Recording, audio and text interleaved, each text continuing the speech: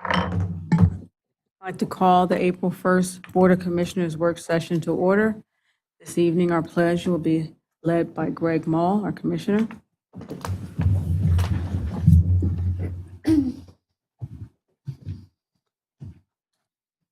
I pledge Allegiance to the flag of the United States of America and to the republic for which it stands, one nation, under God, indivisible, with liberty and justice for all. Thank you. Ms. Logan, will you do the roll call? Catherine Carter, President. Here. Rebecca Moody, Vice President. Denise Hall, Commissioner. Here. Liz McNaney, Commissioner. Here. Gregory Mull, Commissioner. Here. Sandra Ziddell, Township Manager. Here. Megan Weaver, Assistant Township Manager. Here. Lauren Gallagher, Township Solicitor. Here. Nicholas Cross, Township Engineer. Here. David Duffy, Chief of Police. Here. Van Reeker, Zoning Officer. Here. And it is noted that Nathan Crittenden, Finance Director, is absent. Thank you, Ms. Logan. Ms. Gallagher, were there any executive sessions? There were. The board met in executive session earlier this evening to discuss matters of potential litigation. I'll turn it over to you. Still me. Next week, we'll have recognition of Ms. Adele for 5 years of service. Now I'll turn it over to Chief Duffy for the police challenge coins.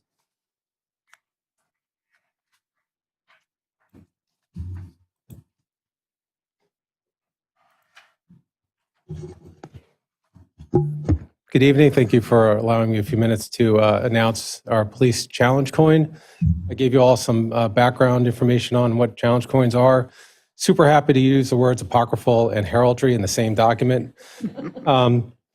So this is the first time that we've had one for the police department. It's fairly recent tradition for police, and we are planning our 75th anniversary, and this idea came up, and Officer Whistler suggested we should get them now, and I said, as Sandra says to me, P is for patience. He said, no, P is for planning. I said, okay, you got a point. Oh, I like it. I'm So, ready to hear. I'll put so my hand in. yeah.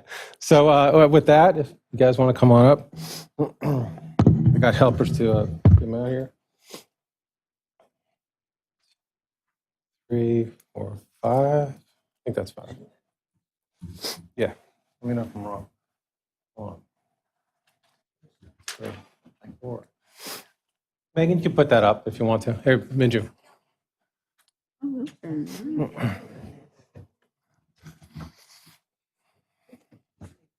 Yeah, I think he's got it. Okay, good.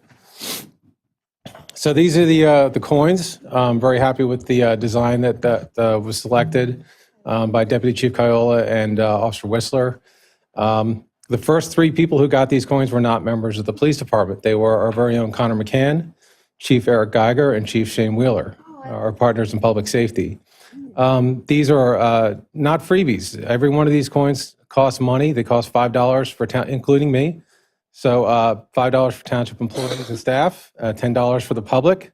No, you don't have to pay me. Well, you have to give them You back. paid, I'm paying. No. Well, so they're a gift from me, but no one gets them for free. They are available to township staff for $5, and for the public, we're going to announce a sale in the future, a part of a canine fundraiser for $10 each. But these are the first batch, and I'm pleased to present them to you. Thank you. Yep. Thanks, Chief. Just for the public that are tuning in, these are very high quality coins, very heavy. Yes. They'd be like a lovely paperweight. Yes, they would be. And also like to flip a coin. Ooh, that would be fun. I love them. Yep. Thank you. I'm glad. Can you explain a little bit about the challenge coins? I know a challenge. Sure. So in the history, as I explained, it started in the military, and Officer Fahem being in the military might have some background on this, but it starts as far back possibly as the Roman Empire, where coins were given as payment to soldiers, but some were marked differently for soldiers who excelled and met challenges in battle. And then military units created them for their members, and sometimes when they were returning, they would be challenged as to whether they're the enemy or friend, and they would show the challenge coin. Eventually, it evolved into like drinking games, like anything else involving the military. Like if you're a higher rank and you drop the coin or something like that, there's all sorts of different. I don't know the rules, but I probably would be made to pay anyway. But but now they're a symbol of the agencies themselves, and considered to be Some people collect them, but if you're giving them to someone, it's a token of friendship and respect. And that, so I really like that the officers picked out our core values and our motto to include that, and I think it turned out well. So, Thank you. yep. Next up on our agenda is our public comments. Please state your name. If you're a resident or a non-resident, when you come to the mic, please make sure the mic is on also when you come up to the mic. Thank you for responding and sticking to the 5-minute rule and practicing decorum. Our goal is always to give you the most complete and correct answers to your questions from our staff who are experts in each area. For that reason, you have the option of enclosing your email address in the registry if you'd like us to reach out with you during the week with a full answer to your questions if it's not answered this evening. We have some residents who were concerned that if we answered any question offline, so to speak, then residents who wanted to hear the answer publicly would be left out. So we will continue to share any answers to questions that were posed publicly, but were answered privately at the following public meeting. First up for public comments this evening is Carl Smith.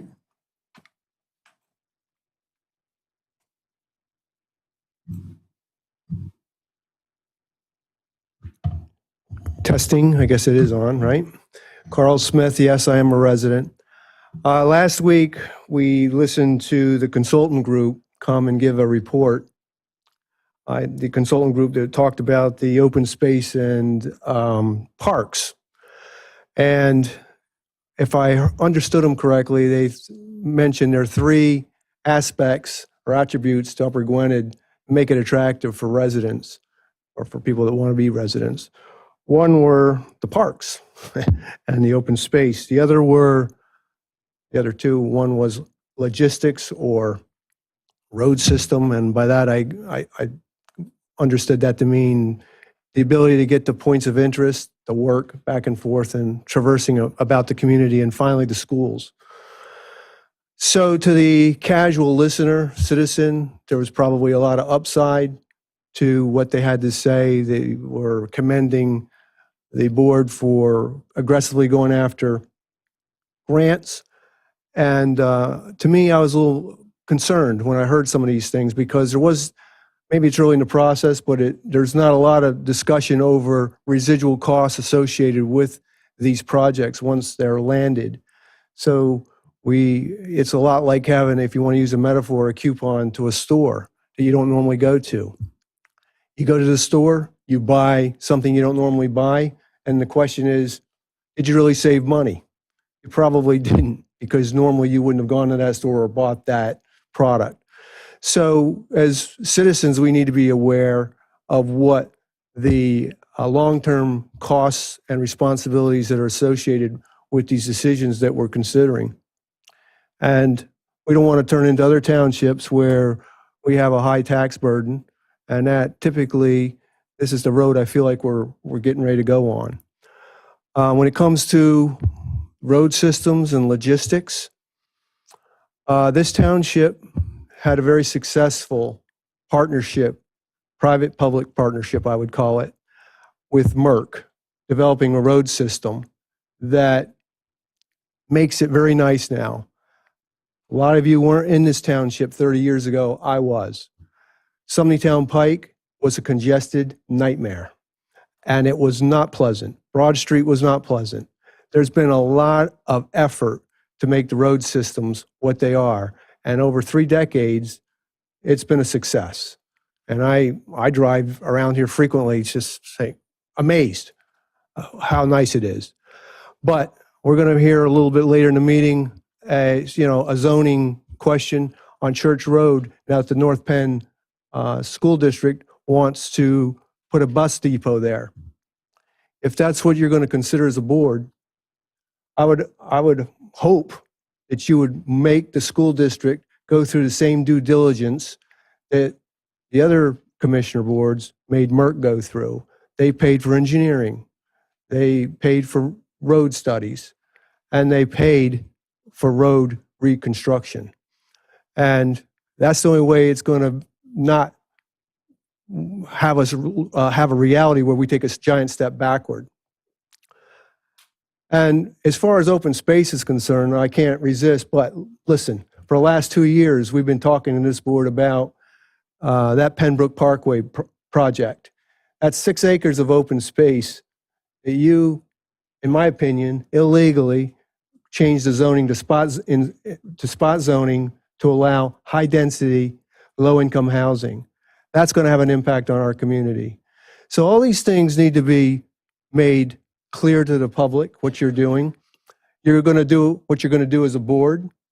I don't obviously agree with things you do, but as a citizen, I'm going to exercise my right and my responsibility, come and highlight it for the citizens and hold you accountable for the consequences that flow from your actions. Thank you. Thank you. Next up, Mark Connolly.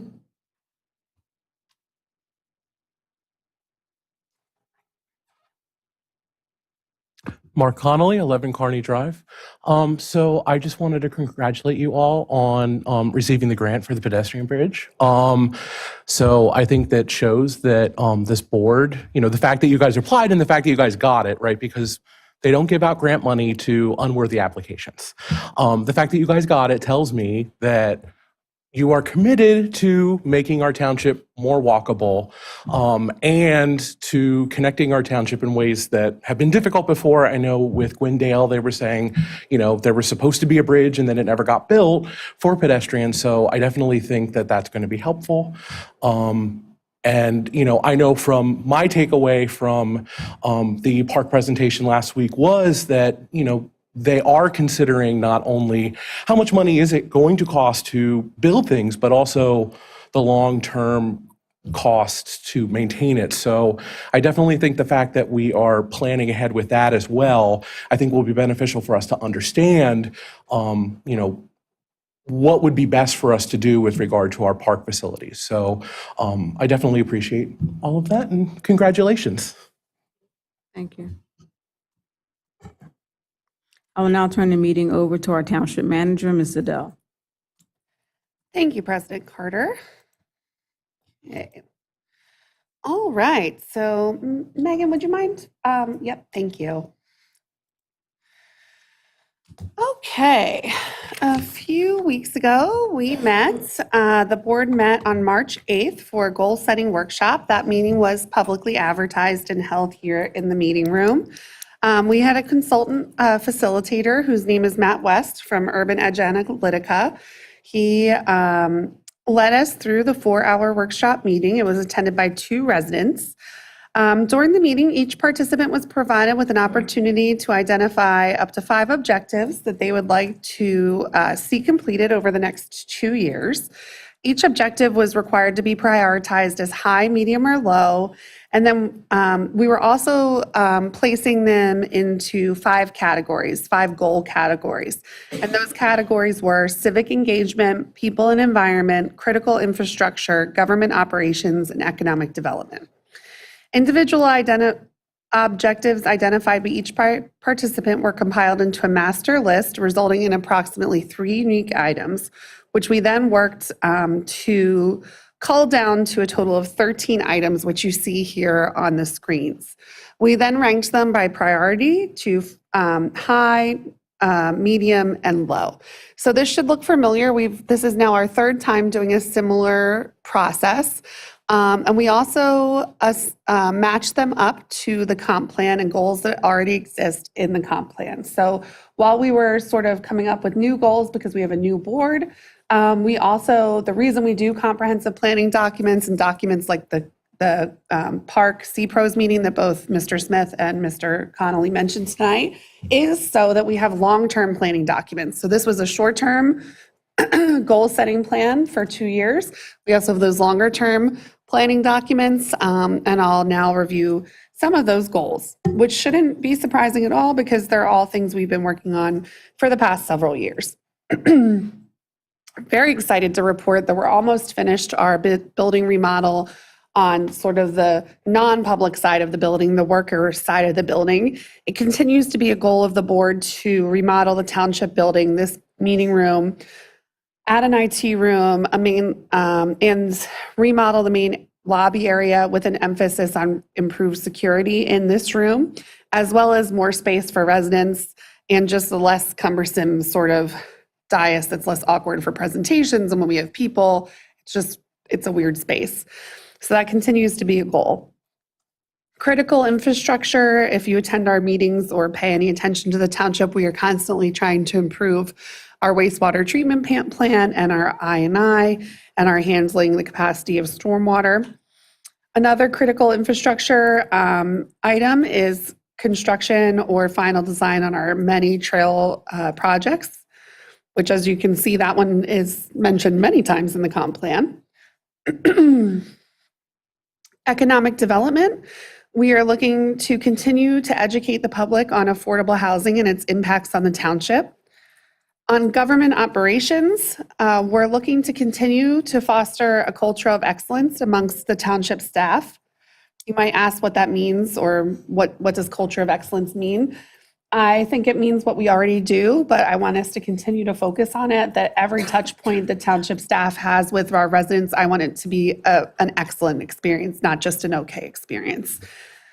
We're looking to work on our government operations and work with our fire service partners to consolidate the repetition of apparatus and facilities throughout the region to come up with a more cost-effective solution for fire services as volunteers decline, and the fire services are just going to need to change over the next 20 years.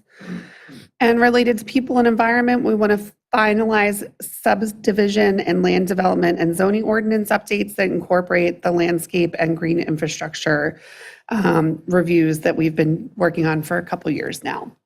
In the medium category, we're going to be looking to continue the Commissioner's Quarter in the Gazette. We're going to need to do some long-term planning and discussions regarding the Norgwin pool. The pool's aging. It's a feature that we need to plan for. Another critical infrastructure area is stormwater prioritization and projects. And as far as people and environment go, we're also looking to explore English as a second language translations for our community in our operations, township programs and things that we offer. Low priority sounds bad because it has been my priority for 5 years that I haven't achieved yet, to do a Citizens Academy for our township residents. One of these days I'll have time for this, and I don't want it to come off the list because I'm really excited about it. Someday we'll get it done. We want to continue looking for educational events or maybe park and rec programming, anything that would be interesting for seniors. We want to evolve the idea of the sidewalk project from North Penn High School to Parkside Place and continue conversations with Tomanson Township to reconfigure and improve the intersection at Valley Forge Road and Sumneytown Pike. And lastly, regarding people and environment, launch an annual music and arts festival that could be incorporated into an existing event. Any commissioners have any questions about that list? Anyone from the public? No? Okay. There it is. Those are our goals for the next 2 years. You'll see, as you've seen in the past, I tend to do reports on the goals over the course of the 2 years and check back to tell you what we've completed and what we haven't completed. Fred, come on up to the mic if you don't mind. I have something too. That's okay. I'm your person, so it's okay that you're late. I know. He said I was his person at the last meeting. It's not on. Look for the green light. Okay, tap it. No, not the green light, the microphone. No, it's off. Push the green button again. The green, There you go. I pushed it. A little bit closer. Why don't you come here and help me, Van? Thank you. God, I forgot what I was going to say. Oh, what would have been helpful had this been like something we could have clicked on ahead of time that we might It be. was. Was it on there? Yep, Then I apologize. no I look problem. for the, the one thing, couple things I just want to mention quickly is it seems to me that grant money's being given out for things that we're doing as long as it meets the objectives of other people being in the town, in the county and the state, and that's quite honestly, that's troublesome to me. I still don't understand why we're surveying non-residents for park and rec and so forth, when, to me, this impacts how our tax money is spent by those of us that live here. I just cannot understand that, but we don't. And I know you answered that question for me, and I appreciate your response, but I just do not understand why we've become the guinea pig almost. Now we're the guinea pig for high-density housing. We're now the guinea pig for a bus depot. Do you know how many buses and cars are going to be coming up down there? I'm stealing your thunder, Van. I'll let you proceed first, but I'm really concerned about that as a resident of this township for 40 years. Thanks. Okay. Well, moving along, Van, you have quite a lengthy report to give, so I'd like you to hop right to it. Before he goes on. Oh, sorry. Yeah. I'm sorry, Commissioner McNaney. I forgot that No, you. I just wanted to get back to, I'm sorry, Van, it's my fault. The culture of excellence. I think that's such an important goal that we have. Could you give example? I know we had this conversation. Sure, earlier yeah. today. Earlier today, Commissioner McNaney called me and asked me about this culture of excellence, which was my only item on this list. I think I heard it at a conference or something. I think there's probably some management book about it. But it's something along these lines. So if you come to our meetings, you might remember there were residents that came, like a neighbor that was having a stormwater issue. And I promised that resident that we would get back to them every Friday with an update about what's going on with that issue. And so every Friday I sent that resident an update until that issue was resolved. That's the culture of excellence. Like, we're not going to drop the ball and forget about our residents and not get back to them. I've done that on 2 different occasions. Today, Megan prepared an email to send to a neighborhood that's having an issue with stormwater, and she explained sort of a complex new type of basin that actually I don't even understand. And instead of just saying it's going to be like this blah, blah, blah type of basin, she included a fact sheet about what that basin is.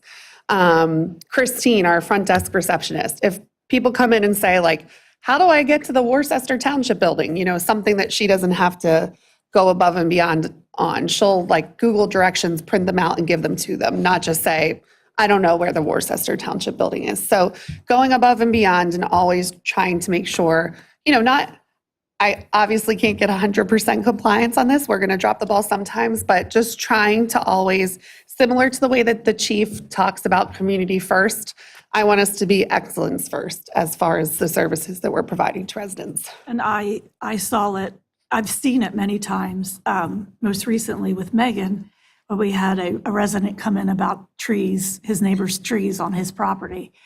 And even though we can't do anything about it, Megan made a suggestion to the resident about contacting his insurance company because maybe they could do something about it. So I think the culture of saying, we can't help you with that, sorry, offering help and suggestions and other avenues that they could explore, I think is so important. So I really am excited that we really press for that one so that we just don't leave residents hanging on details. And again, that's part of our transparency, builds trust, where we tell them try this or that, even when we can't help. So I really like that one, and I hope that continues. So thank you. Sure. Thanks for asking so many questions about that, because I think particularly in the past 5 years, we've been moving towards that.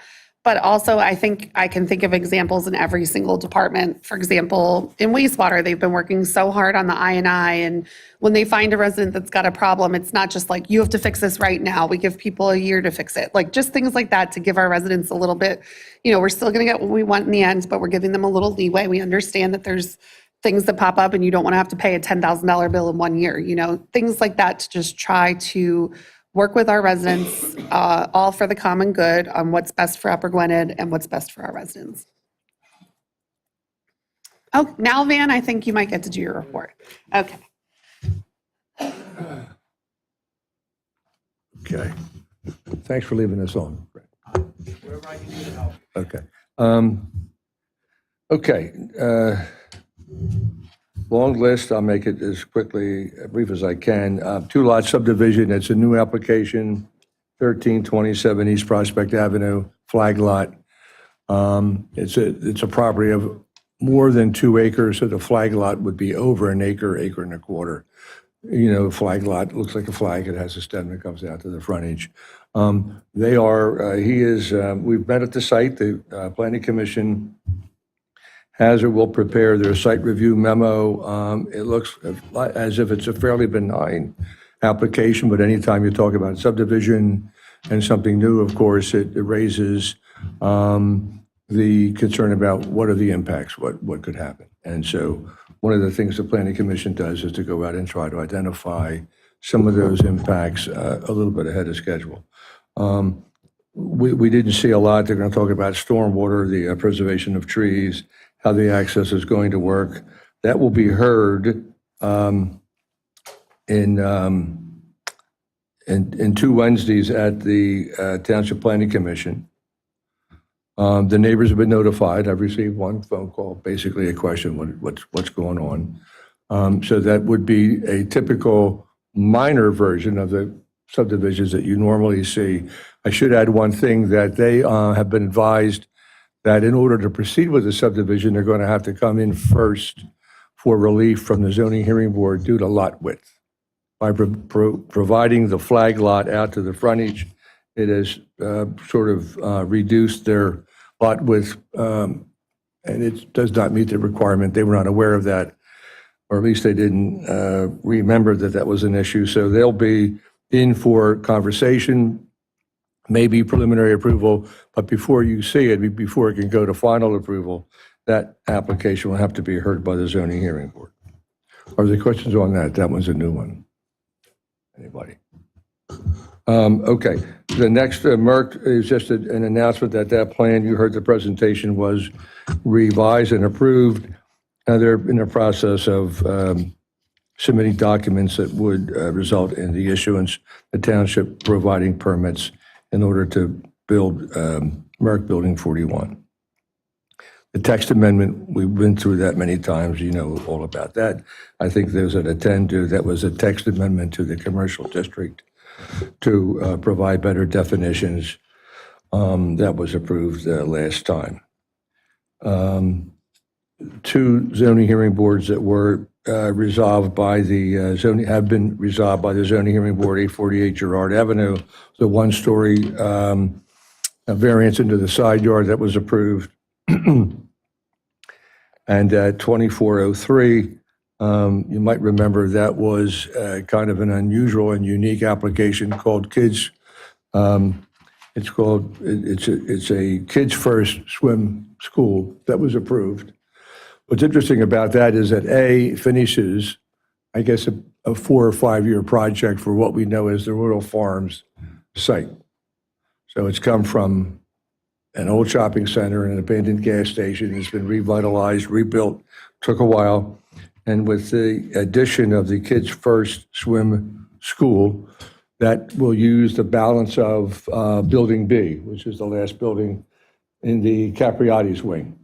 It prompted me to suggest that there are many things that have been happening in the township for the last 3 or so years that I don't talk about on a regular basis, that don't come in as variances or land developments, use and occupancy permits, and we've had maybe 100 of them. So the township has been active, and Sandra's recommendation, I want to prepare a list for you, if not next month in June, where I'll kind of recount, this is what's been happening in the last 3 or so years with regard to new occupancies, new uses, the reuse of old buildings, reclamation of vacant space, things like that. So I do want to talk a little bit more about that. We'll do that next time.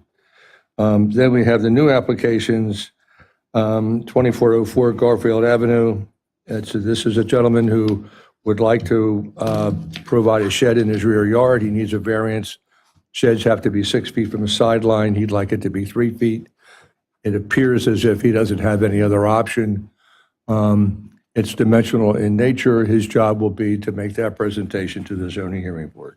That's not 962 Garfield Avenue. We have a bunch of new ZHBs.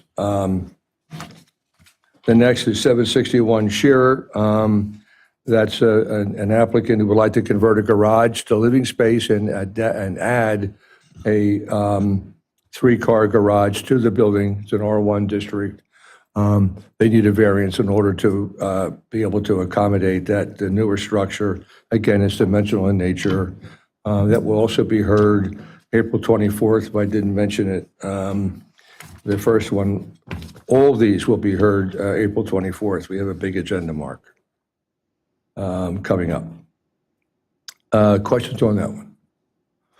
And we have 240 Gwynedd Avenue. This is an interesting one. It's a non-conforming by every examination. It's a house that was built back before zoning. It's in both front yards. It doesn't meet, although it's an oversized lot, very large lot, over 1.25 acres, it fails to meet any of the required dimensions for the R2 district. His only recourse is to seek a variance. If it was only a 25% improvement or addition and expansion of 25% or less, the zoning officer can grant that approval, so long as he does not reduce any of the yards. In this case, he's requesting a 47% increase in order to expand his house. So that is a variance basically to request an additions in the front yard. The entire house sits in the front yard. It's a corner lot. So he's got 2 front yards to contend with. He is well situated into both of them. So his only way to, in effect, to expand or improve that dwelling, single-family house, would be by way of variance. 240 Gwynedd Avenue. Next is 203 Church Road, special exception in the LI district. Fred mentioned that I would have a lot of answers. I don't. I can only tell you what's going on. Applicants can request special exceptions. They're permitted uses if they can demonstrate that what they propose to use or build the property for is of similar character to other permitted uses. And that's what the school district is going to be contending April 24th. What is proposed is they say transportation center. I think it's a bus transportation center for the North Penn School District. It's my understanding they intend to move this activity from the high school to this property at 203 Church Road. It's a site of over 12 acres. It's currently vacant. They would propose to lease the property and utilize it on a long-term basis for a bus garage and the maintenance garage that goes with the servicing of those buses. They've been advised that one of the tests for any special exception use is to demonstrate how the impact of the proposal, what that impact will be on traffic, on movement, on the capacity of nearby intersections. To Carl's point, I expect to be well prepared to talk about that. We'll see. We haven't seen anything about that in detail. That will be heard April 24th. Questions about that one? We've talked about special exceptions before. They're in effect. Go ahead. I have a question, and I know that the school district is somewhat scrambling following the results of the referendum, because it's my understanding they planned on having those facilities on the property of the high school or somewhere thereabouts in their schematic. When you say that the property owner is interested in a long-term relationship with the school district, do we know exactly what that definition is for that, the person who owns that? If 10 years from now they say, we don't want to be in this business anymore, are we unwinding it? Or do we Would be feel as though me, it's- would be the applicant. As I understand, it would be a very long-term lease. So I only mention that because we've been advised that it's not the school district's intent to purchase that property. It wouldn't, I don't think, matter relative to the nature of the application for a zoning approval, but it's, I only know what they have advised so far. It would be a long-term lease. You need to be a lessee or an owner to have standing. So they've filled in that they're a lessee. That gives them standing to make the application for the special exception. It's really all I know. Could you repeat that? I'm sorry, I'm not understanding. Come up, sit up here and I'll tell you, so you can hear me, if you don't mind.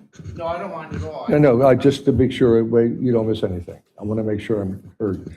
So special exception, I was about to say, there's 2 kinds of special exceptions. They are provided in the municipality's planning code.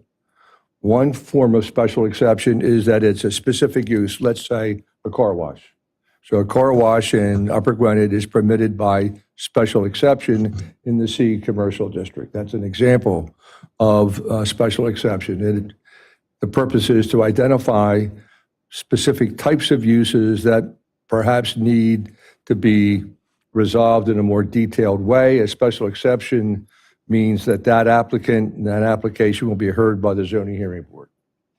This special exception is a bit different in that it falls under this section where and virtually every municipality that I know practices this kind of language, where you can't think of every term and every kind of use that could be proposed within a township. Each district, often commercial districts or industrial districts, say, and uses that are of similar character to other permitted uses in could be the C commercial district. In this case, it's the LI district. So in that instance, the applicant needs to do more, provide a greater array of testimony. It's under the normal way. If you're a car wash and you're going to be a car wash, you've proven that you belong as a special exception. You then answer the question of impacts. In this case, the school district will have to prove that they deserve to be considered as a special exception because they are of like or similar character to other permitted uses in the LI district that Upper Gwynedd didn't think to name in that particular district. You would run out of paper. So that's not an unusual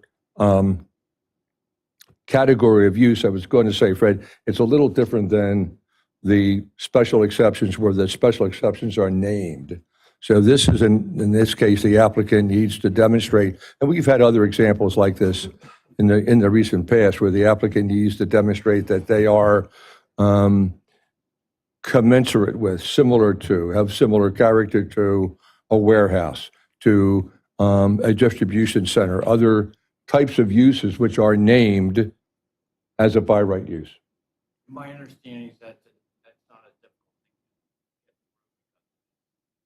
thing. Special example is not an exception. Yeah, I don't think you understand that correctly. If you're not a named special exception, you need to demonstrate that you belong under that category of use. No, I understand. So I don't know what you mean not easy or No, I mean, it's not a big deal is what I'm saying. I don't agree with that language. I don't know what big deal means. I'm not being cute about it.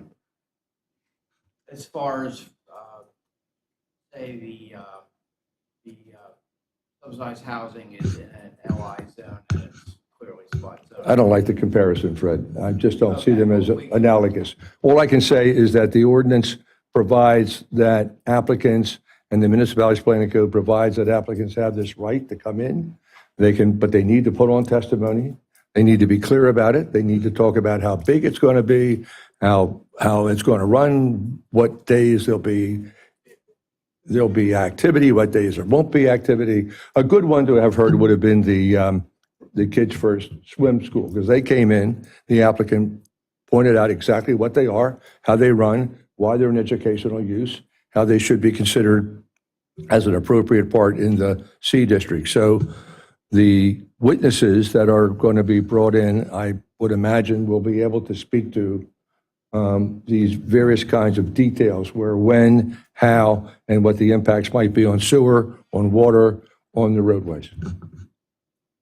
Hope I've helped. Hey, Van, I'm going to go ahead and interrupt and remind Mr. Henkin that the zoning hearing board meeting is on 4/24 and he's welcome to attend that There meeting. you go. There we go. We'll be there. That's the time to ask those kind of questions. And also, Van has office hours on Tuesdays and Thursdays, and I'm sure he would love a personal visit. Yes. Okay, so I'll move on if that's okay. The next one is another special exception, 1180 Welsh Road, CHB 2408. So this is an application of one of the three buildings previously known as the Gwynedd Corporate Center, GCC. They're on Welsh Road, next to Key Bank. And the last building has been purchased by an applicant who would in effect like to take the building over, own the building, take it over, and use it as a senior center and provide services to the Asian Korean public is their focus in the North Bend district. Other office uses will be permitted in the building and exist in the building, but the vacant space, of which it would exceed 20,000 square feet, will be used as a senior center. Again, we don't provide for senior centers in that particular district. In this case, the applicant's going to ask for a variance in that these uses are not harmful, they don't have negative impacts, that kind of thing. So that will be a variance action. It's 1180 Welsh Road. Okay, and then finally, 208 Granary Lane. You've heard these before. This would be a detached garage. Applicant would like to build a garage with enough room on top to have a bedroom for an in-law, in this case, a daughter. And it exceeds the height of 14 feet, so they'll need a height variance.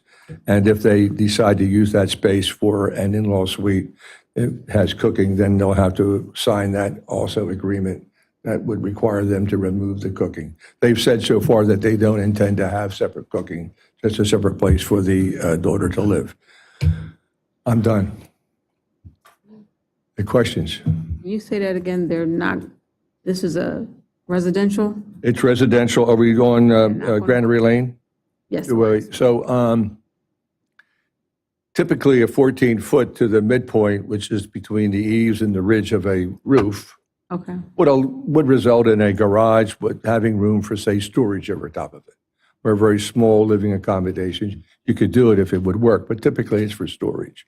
When you want to use the second floor for more than that, typically you have to raise the roof, you raise the elevation. You need a variance for that. We say, why do you need the variance? Well, I want it for my daughter to live there. We don't have adequate space in our house. And that's okay if it's a related family person, so long as it's not developed as a separate living unit. So people related to any family can occupy a principal or accessory structure.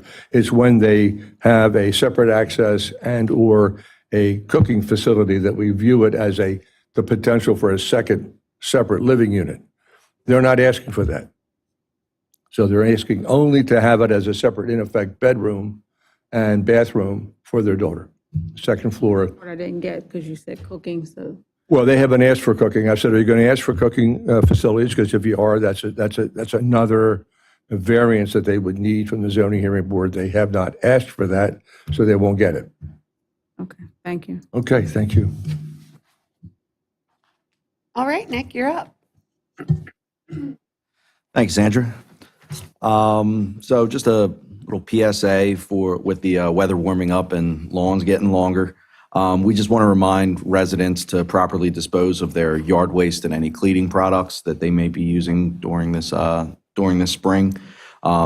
Our township MS4 program, we strive to make sure we keep our storm sewer systems and waterways clear of items that may clog drains, like grass clippings or yard waste, and any pollutants like cleaning supplies or oils, if you're washing your car and things like that. Everybody in the township does their part to make sure that they're part of the team for the MS4 program. So that was all we had tonight. I had a question on that. Mr. Henkin, could you please come to the, I'd be glad to. thank you. I'm having allergy issues. I keep going back to this taking care of the yard waste. Did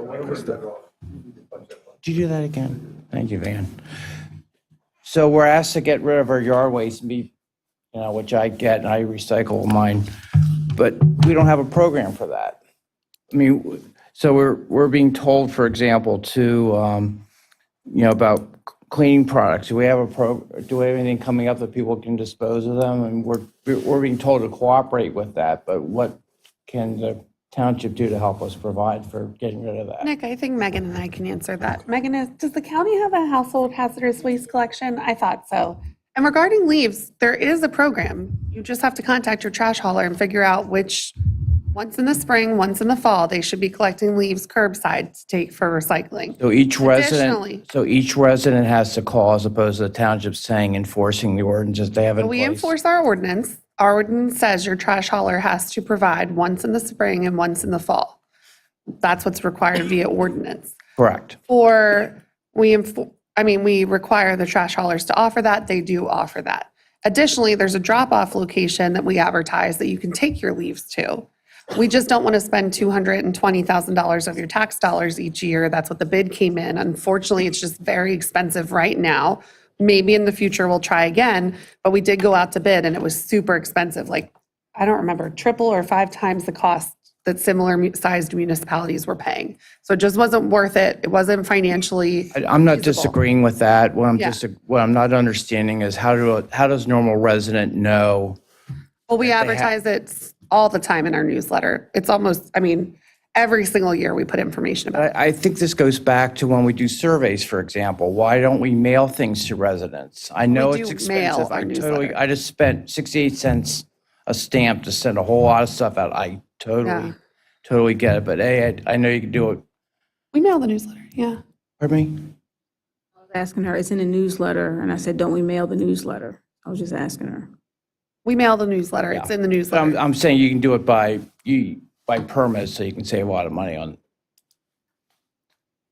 My point is, I think a lot of our residents don't know about things because they don't get it directly in the mail as something that's separate that they read. That's all I'm suggesting. So I know you try hard to get the information out. So you're asking not if the information is sent out, because it is sent out in newsletter. You want.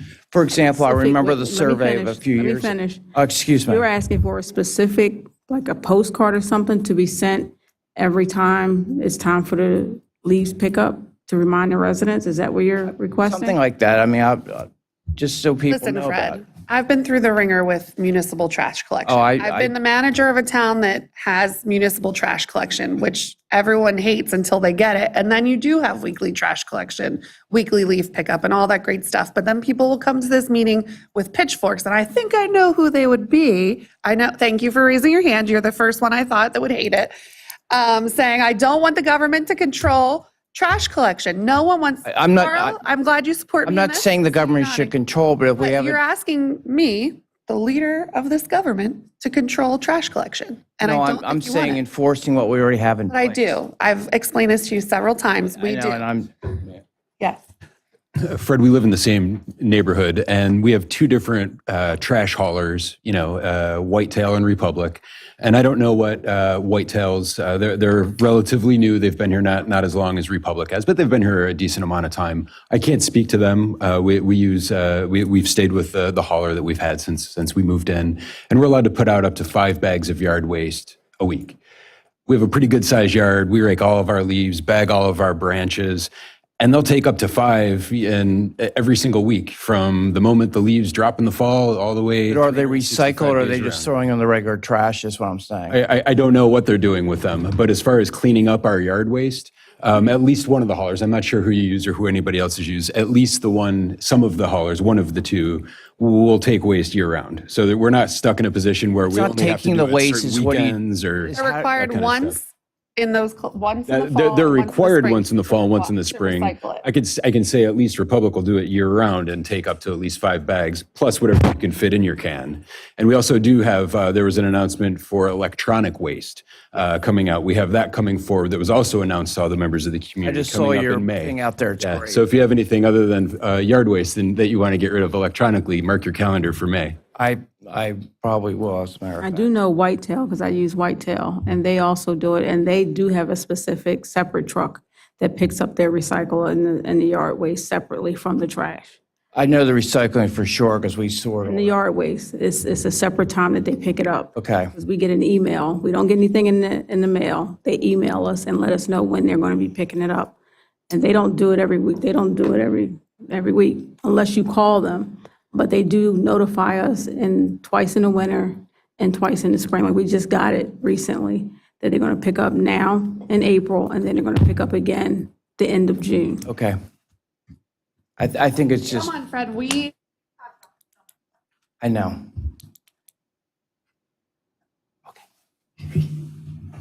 Thank You you. can come and talk to me every Monday about the leaves.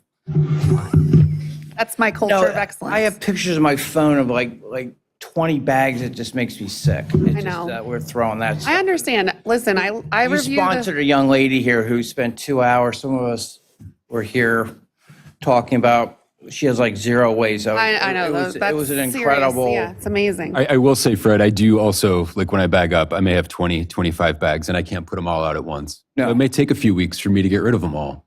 But we have big yards, we have nice trees. For me, that's kind of the compromise and I don't mind the yard work. So it Understood. gives me a little exercise.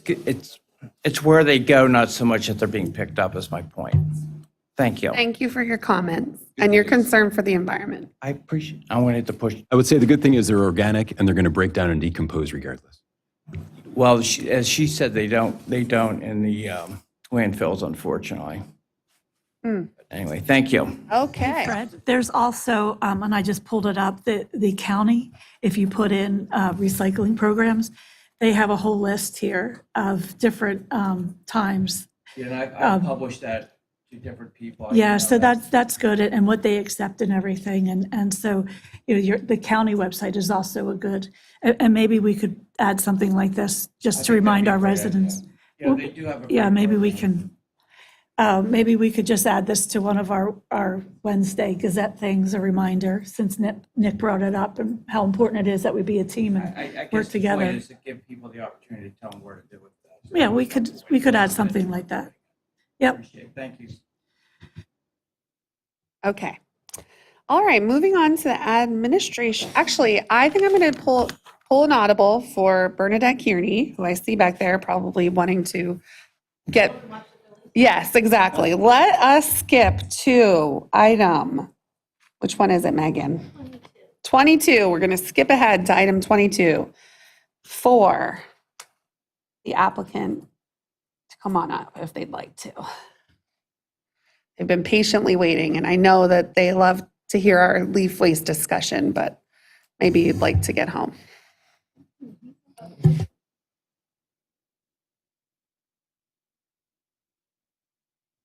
Okay, I see. Bernadette Kearney from Hamburg Rubin, and this is John Connors. It's Dunkerley Connors who owns the two properties that you see up on the screen. As we indicated in this is 419 and 425 Moyer Boulevard, as we indicated in the letter, this is really just a lot line adjustment. What had occurred, and Bob and John were explaining, was when they purchased the one property from, I believe she was an elderly lady, she had agreed, because there's a fence line and a tree line, the fence and tree line kind of go together. She was going to get this lot line adjustment done. I believe it was back at like 2013. It just never got done. And so we're just doing the lot line change now.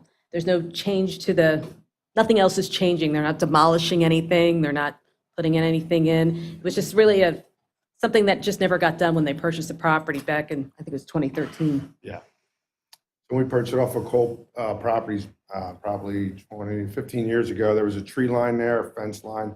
Everything was in order, but they never changed the line. And when we bought 419, now we own both properties, we just want to put it the way it is. So we have to move driveways and parking and move anything in that area.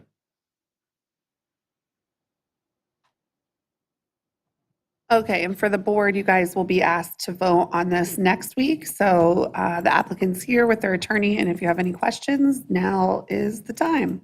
Megan or Van, did you have anything you wanted to add?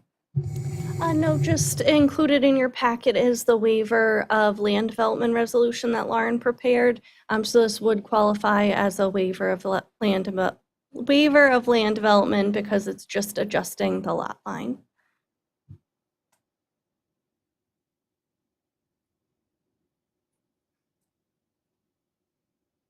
A whole lot of silence up here means that I don't think that there are any questions for you. Great. Okay, Thank you. all right, great, thank you. And thank you for taking me out of. Oh, sure, you're welcome. I saw you guys and I remembered that you were there. Okay, back to the personnel and administration section, item 11, 12, 13, and 14. That would be the staff departmental reports, BOC meeting minutes. Should all be included on the consent agenda. And President Carter, I'd like to pass item 15 back to you. Sorry for the heat wave. I was cold and now it's really hot in here. So we're going back to cooler now. Oh, you were cold too? Yeah. I must be the only one's cold because it's hot in here now. Yeah, item number 15, a motion to approve the proclamation for Library Week, April 7th to the 13th, 2024. I have a motion. Do I have a second? Second. I have a motion and a second. Do we have any board comments? Any public comments? All in favor, say aye. Aye. Motion passes unanimously. Sorry, who made the motion in the second? I made the motion. Commissioner Carter made the motion? I second. Thank you. Thank you, President Carter. Did you catch that, Deanna? Okay, cool. So next up on the agenda is a proclamation for Arbor Day. This is one of the items we do in anticipation for hopefully a future Tree City USA membership. It's an EAC initiative, and we will ask that the board proclaim April 27th, 2024 as Arbor Day. And usually along with that goes something exciting like something tree related. Does the EAC have anything tree related plans, Megan? Yes, they will be doing their now annual tree giveaway, so stay tuned for some information on that to come out with the tree species that they'll have this year, and now they'll also have some native wildflowers as well. Oh, boy. And that just a information. PSA to the public, don't sleep on this. You got to call or fill out your form on the first day in Upper Gwynedd Township, Usually within a week last year, everything was all. especially those beautiful floral flowering ones. Yes. Missed out on 2 years straight. Yeah. Okay, item 17 is the approval of a dispensation of records. So in municipalities, when we dispose of records, we don't just throw them away. We have to keep like there's a historical document management that we have to follow through the PA Historical Society. And we will be disposing of specific records from the police department, citations from 2016, alarm renewal permits, and then also tax documents from 2016, as well as right to know requests from 2019 to 2021, all of which we're allowed to dispose of via resolution. Any questions on that? Okay. Item 18 is an approval of a tax stipulation agreement. Occasionally, residents throughout the county and Upper Gwynedd Township apply for a reassessment of their tax valuation. In this case, this person or party did apply for reassessment, and they were issued a reassessment that will impact the township in the form of us needing to issue a refund for 2 tax years, to 2023 and 2024. In 2023, we will need to issue a refund of $1,180, 2024 of $1,486, and the new assessed value of the property is $852,000. The action we'll be asking for would be to authorize the solicitor to sign on behalf of the township. Any questions on that? Anything from the public? No. Okay, items 19 and 20 are payments for the building project, a payment for the electrical contractor in the amount of $8,127.07, and a payment to our general contractor in the amount of $69,517.68. And those are both good for the consent agenda. Megan, take it away. Next week, there'll also be the approval of the release for the final maintenance surety for Phase 1 of the Shops at Upper Gwynedd. The Shops at Upper Gwynedd is the pad site that contains the Royal Farms, a daycare, and then there's like a pad site that has the stores that Van was referencing earlier with Capriati's and the new swim school. So Phase 1 of this project was just the site work and the Royal Farms. They went into their maintenance period. They have now completed the maintenance period. They did dedicate the right-of-ways for Church and Sumneytown to the township. Nick did go out there to do the final inspection. Everything is to his satisfaction. So this would be now to release the maintenance surety that we were holding in the amount of $5,230. Does anybody have any questions on that? Looks like the answer is no. President Carter, would you like to handle the decision item, or should I pass that to Commissioner Hull? All right, Commissioner Hull, you're up. I'm going to receive the volleyball, and then I'm going to volley it to the back of the room. Chief, I think you'd probably like to say a couple things about this item.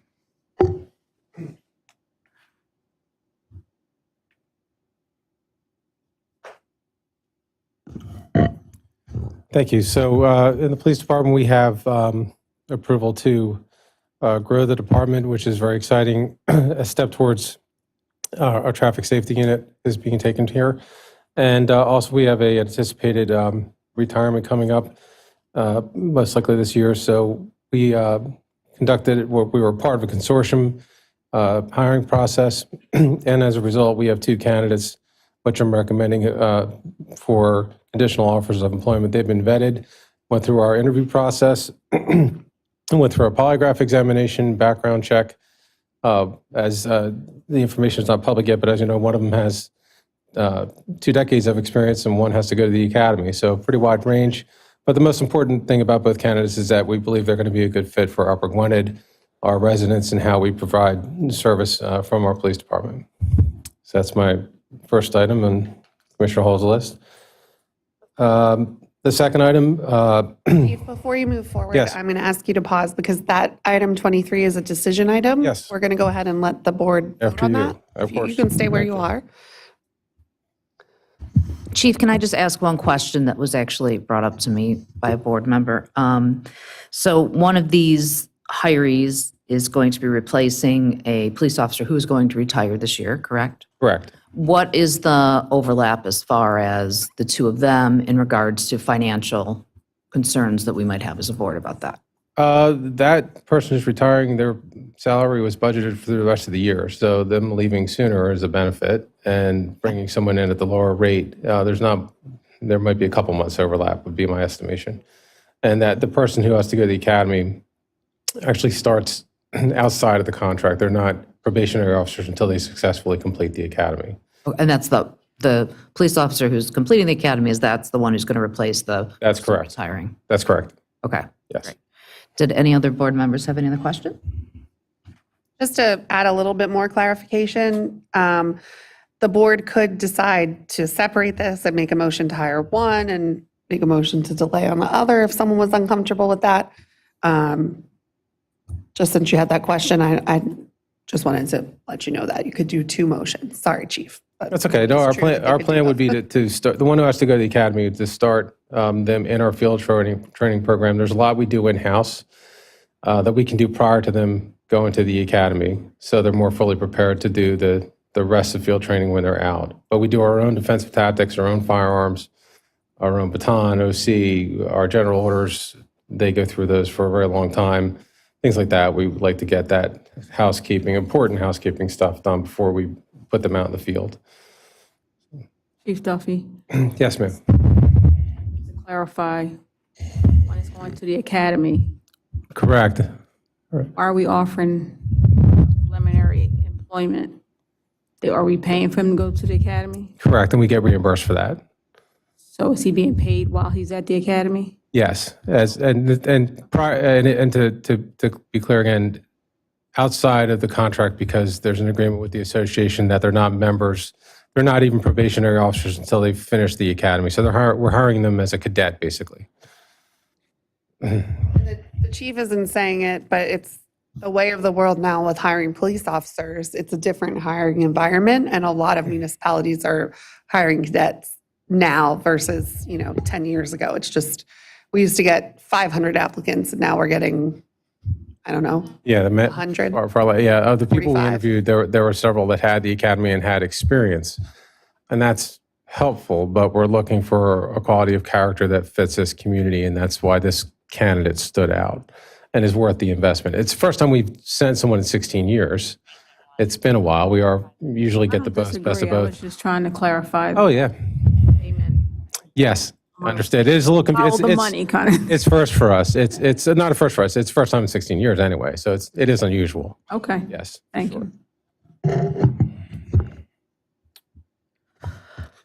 I'd like to make a motion to provide conditional offers of employment to 2 candidates for the position of police officer. We have a motion. Do we have a second? Second. We have a motion and a second. Do we have any other board comments or questions? Any public comments or questions? All in favor, say aye. Aye. Motion passes unanimously. Thank you.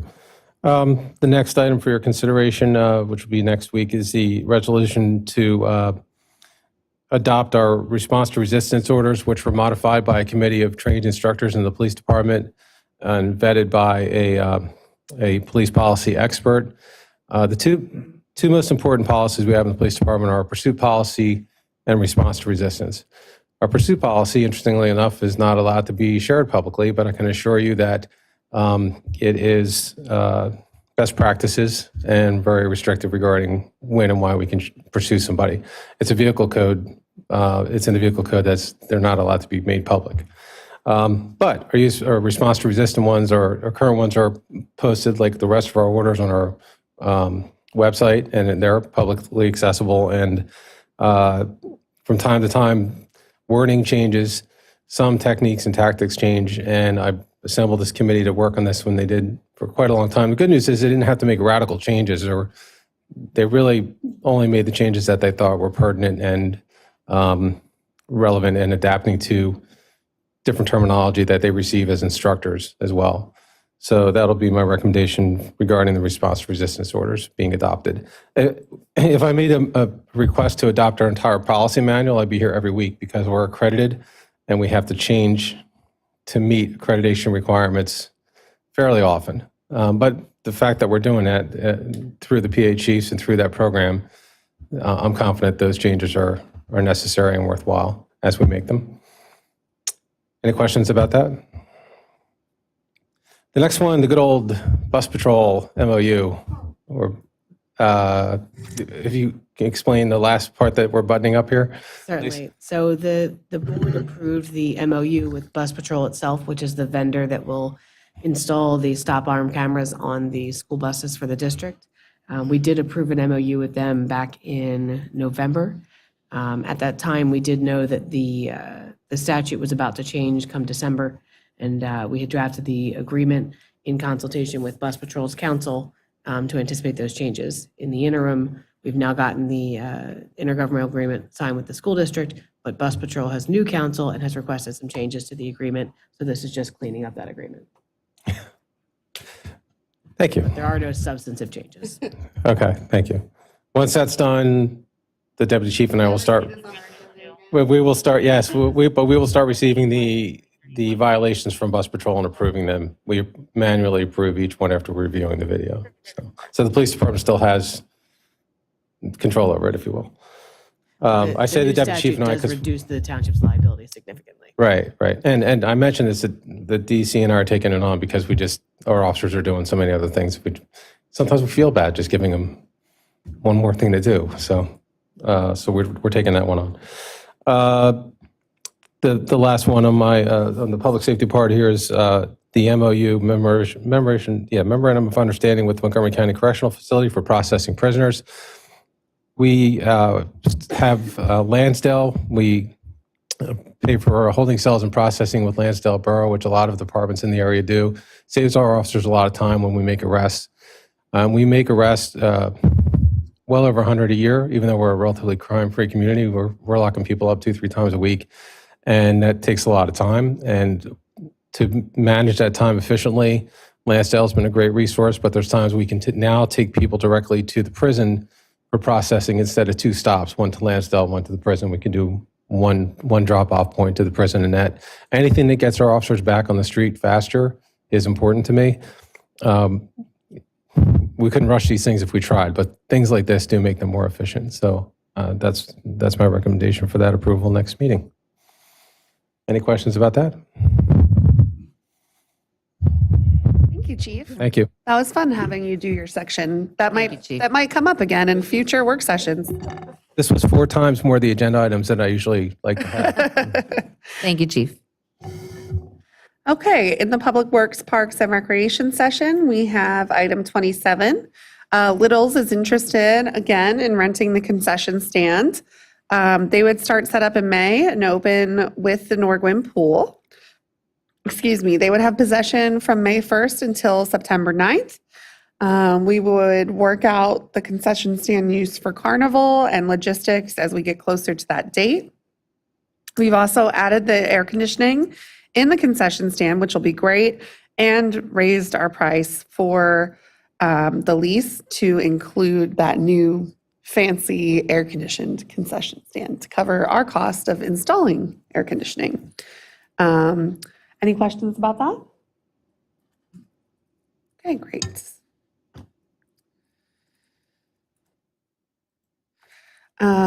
We have 2 grant applications that we are applying for projects that have been planned and on the books for a very long time. So I'd like to point out that these are not just willy-nilly grant applications, Mr. Smith. These are projects that we have had on the books for a long time, long before this board was here. And the first is to the TCDI program through DVRPC. I had a brain pause.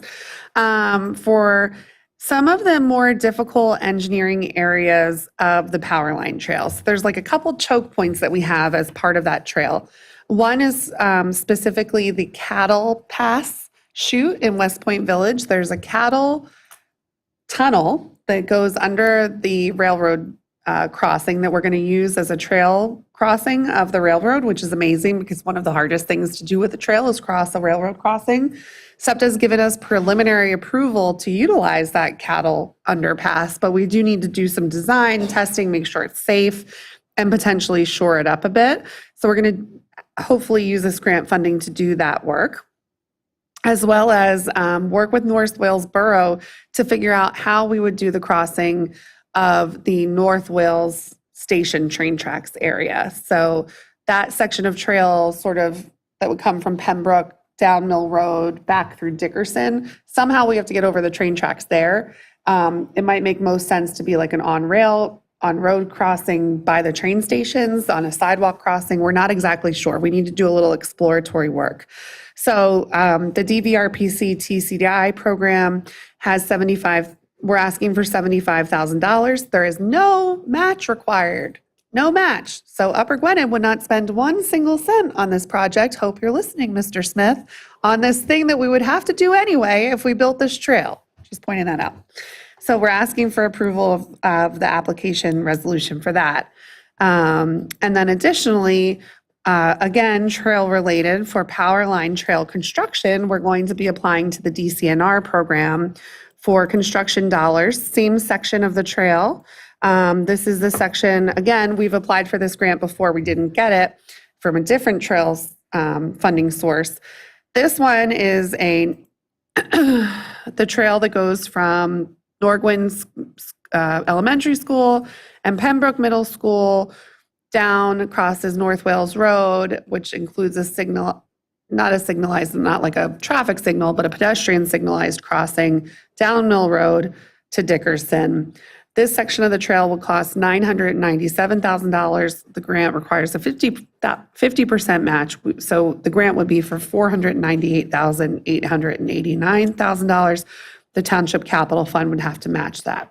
We can use other matching funds if we were able to get another grant to match the grant. And I'll point out on the Haynes Run project, we got 6 grants totaling over $1 million.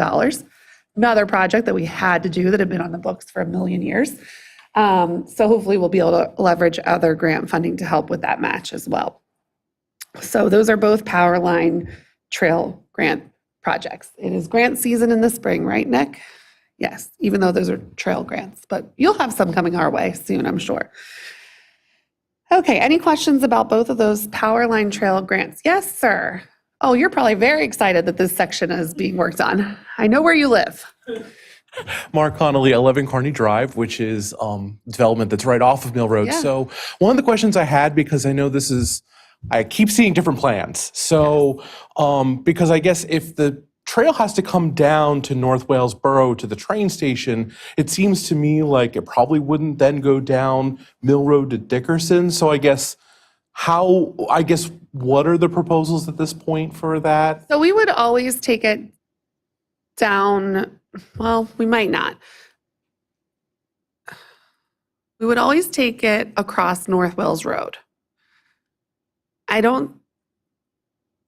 We would always take it down to Dickerson. Okay. The crossing, there's other ways to come up Wissahickon and then cross at North Wales. That's probably what we'd have to do. It's not figured out yet. That's why we're applying for that first one, which is a planning grant. The second one's a construction grant. So that first grant would help us figure it out. The second one would pay for the construction costs. All right. We sort of have to look at it. There's several different options. One is over, one is under. Both are super expensive. Both are really difficult. Yeah, because I know obviously if you try to cross Dickerson Road right at Mill, you've got that massive elevation, right? So that's going to be a pain. Yes, there's an elevation issue. Yeah. Even though I would love to have that Dickerson Road as continuous, but that's never going to happen. Yeah. I guess, yeah. So then it's not that they're going to go all the way down North Wales Road to the Wawa and past. It's still going to potentially go down Mill Well, Road. it most likely will never go all the way down to Wawa and through. It's somehow back in that section where Dickerson Road and Wissahickon, there's in that back area, we have to figure out some way to get over the railroad tracks. I just don't know the way yet. Okay. All right. Thank you. Sorry. More planning needed. Yeah. What? Okay. Does anyone else have any questions about that? Okay. Next up is a amendment to our code that we are presenting to the board for authorization to advertise that I'm pretty excited about, that would require anyone that disturbs our roadways. So this happens often, like during development, or if someone needs to fix like someone being a utility needs to dig in the roadway to fix like a gas line or a water line.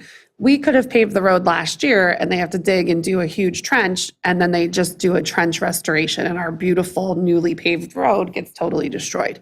So this ordinance would require that anyone that just disturbs one of our roadways that we've paved within a certain amount of time, which is 3 years, that they would have to replace the full width of that roadway in the section that they disturbed, so that our newly paved roads aren't sort of pockmarked with all these trench restorations. This especially happens, and it drives me crazy on Sumney Town Pike. I don't know, I guess there's a ton of utilities in Sumney Town Pike, but we end up with like a lot of trenches on Sumney Town Pike. So this would, be more expensive for the utilities and developers, and in some cases homeowners that are doing work connecting into the roadway, but it also will make our roadways stronger. And of all things that we spend money on in the township, we spend close to $1 million a year just on milling and paving alone. So this is one way that we can sort of try to recapture those costs. So that'll be an authorization for advertising. Yes. Sandra, not for sidewalks? No, not for sidewalks. Doesn't exist? It's not something that's within the law to do? It's typically not as much of an issue. It generally is utilities that are digging up roadway, and Nick could probably speak a little bit more to this than even Sandra and I could. But the utilities are typically either going out to the center line where all the utilities are located, or they're in the rights of way. They're not, I don't think they're typically located underneath sidewalks, and I don't I think that's normally like Comcast or Verizon in the sidewalk areas. Well, then typically if they are They restore it. digging trenches, they have to replace the sidewalk blocks that they disturb. So this is more of a problem for roadways because they're only fixing a portion of the roadways when they do trench restoration. And those When they dig trenches up the sidewalk, then they're become replacing it potholes. all. Well, but if it's a driveway, that really is beyond, because that's just private property. There's nothing we can do for people's driveways. Right. Because they will re-asphalt it, but in a driveway, they typically do a little rectangle. Yeah. Not even the apron. It's just like this random geometric pattern. in the Yeah, they'll middle try of to the keep it driveway. minimized as much as they can, but yeah, they can't. They're not in the business of paving people's driveways, unfortunately. Got it. Just wanted to make Yeah. sure that they weren't. Okay. Nice try. I see how you were going for the culture of excellence, but it doesn't apply here. I was totally going I for know the you culture were. of excellence for all of our residents. Every resident shall have, no, sorry, just our roadways. Any other questions on that one? No, okay, thank you. Oh, sorry. I thought we discussed 5 years, not 3 years. Hey, listen, you can amend it. I was trying to be like medium nice, but I'm happy to be tougher. If the board wants to be tougher. Anyone want to go with 5 years? We can, now is the time to change it. We haven't advertised it yet. My suggestion would be if that change is going to be made, to do that now rather than Yes. at the hearing, because then we'd have to re-advertise. Yes, now is the time. Anyone want 5 years? I do. I know you, anyone else? We need 2 others instead of 3. I don't. You don't? No? They can afford it. I think it's because of your job. Rebecca, did you say you prefer 3? I think 3 is reasonable. You think 5 is not? I think 3 is already reasonable. I think 3 is within 3 years of paving. I think wear and tear on roads after 3 years is enough to be able to repave.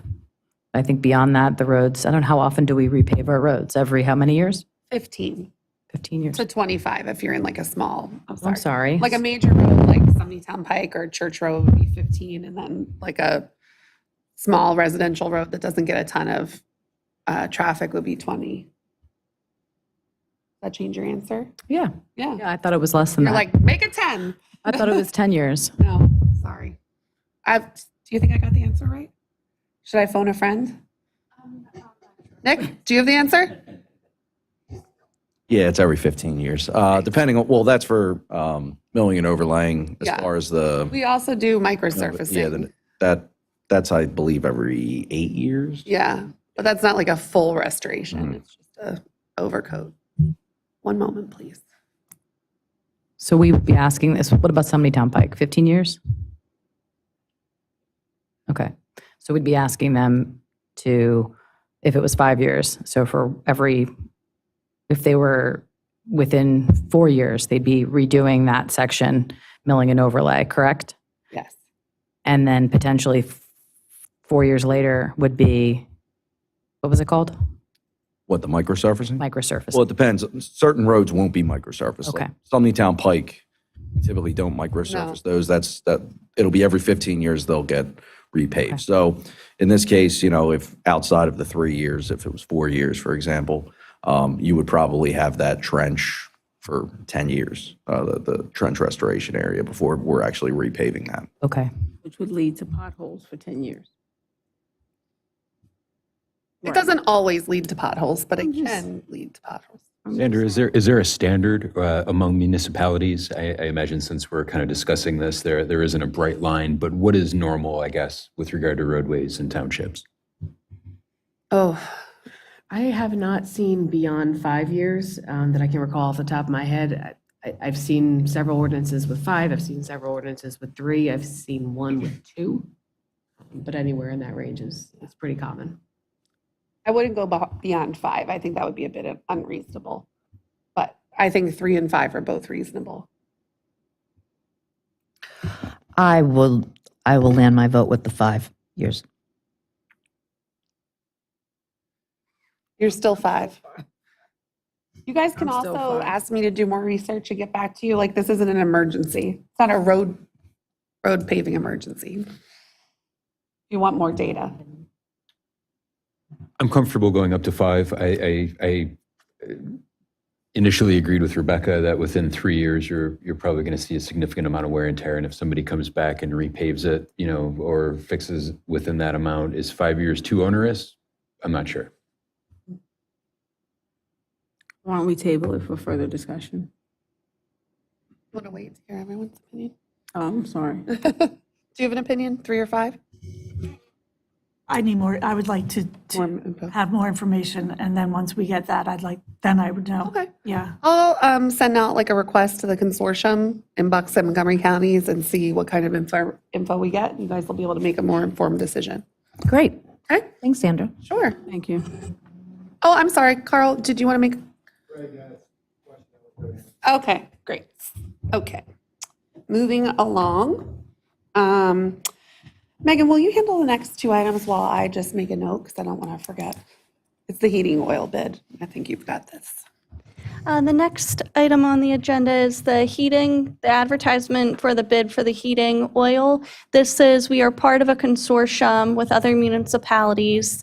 We collectively put this out to bid for heating oil.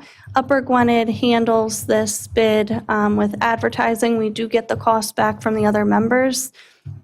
So this would be for the authorization to advertise for the heating oil bid. The next item is the authorization to re-advertise the bid for the equipment rental with labor for various stormwater projects. As you'll recall, we previously did put this out to bid.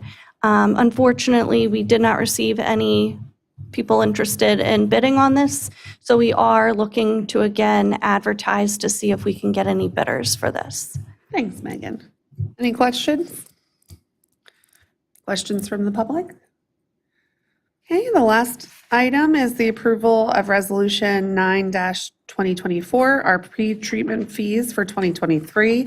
This is something that we do each year, and it's basically the pre-treatment costs for inspection, sampling, and testing and monitoring of discharge from identified commercial and industrial contributors. It's all handled via various agreements that we have with those contributors. There's a set amount per gallon and an amount for each of the contributors in your packet. Does anyone have any questions? And then next week, you'll see the open and paid invoices. That's all I have for tonight.